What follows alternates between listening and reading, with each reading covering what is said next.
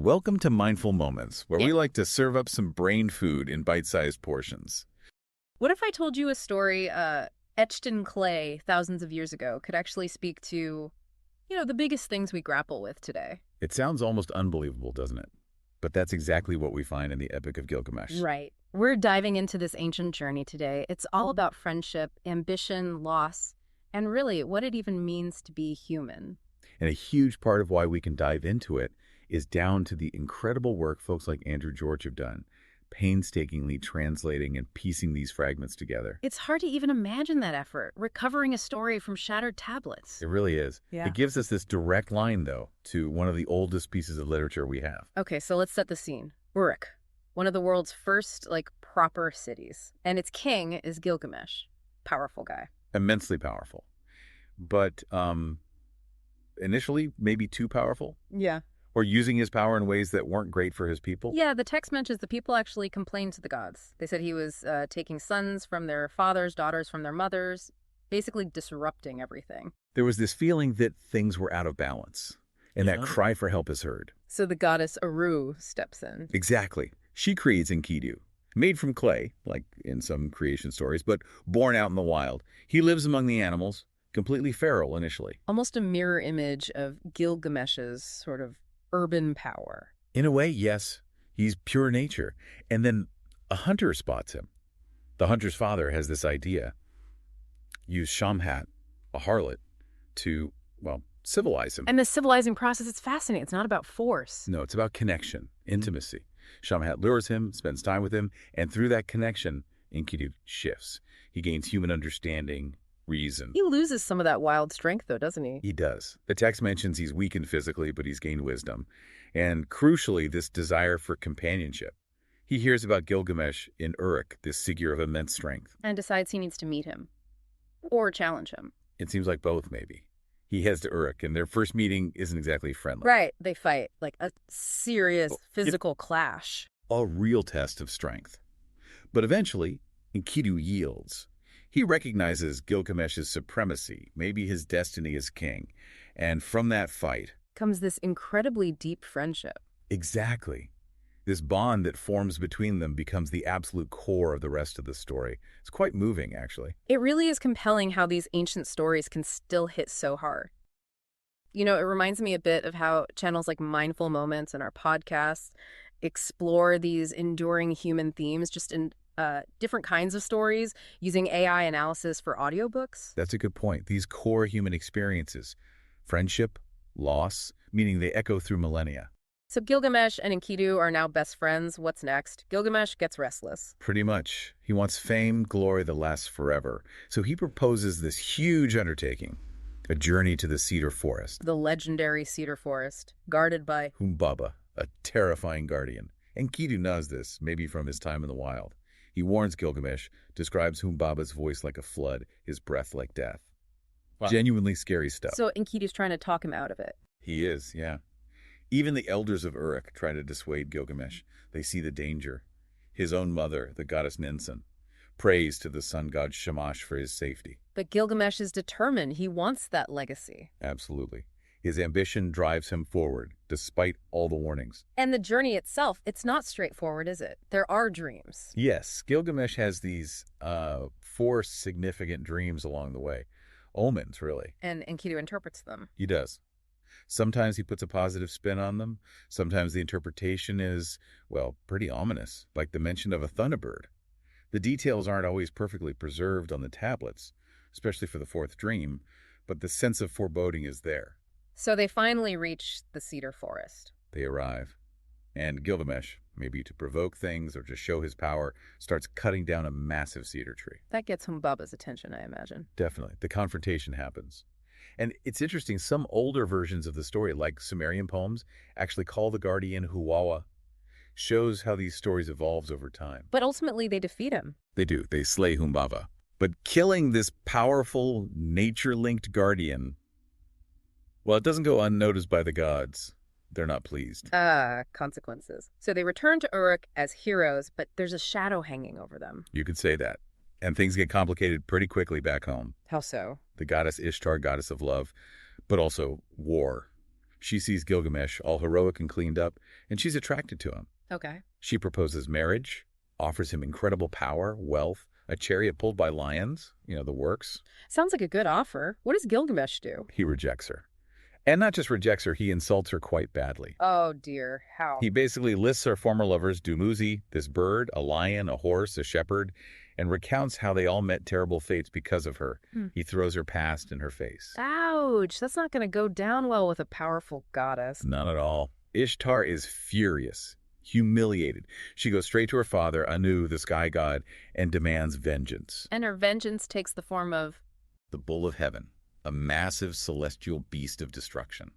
She wants Anu to unleash it on Uruk to punish Gilgamesh. So a divine weapon is turned loose on the city. Exactly. Yeah. And it causes absolute havoc, drought, famine, death.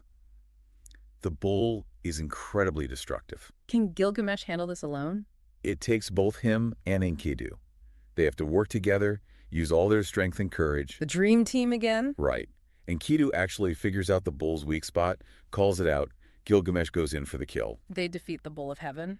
Another victory, but... It's another major act of defiance against the gods, and Enkidu does something particularly bold. What's that? He tears off a haunch, like the thigh of the dead bull, and throws it right at Ishtar, who's watching from the city walls. A very defiant gesture. Wow. Okay, that feels like crossing a line. It certainly seems that way, because shortly after this, Enkidu falls ill. Ah, the god's displeasure finally lands. It appears so. And it's not just illness. He has this terrifying dream. Another dream. A vision of the netherworld. He recounts it to Gilgamesh.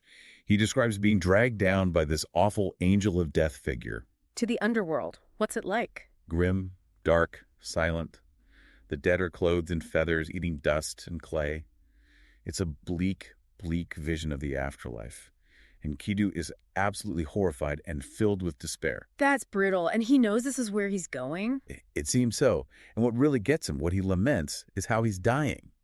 Not heroically in battle, but wasting away from illness.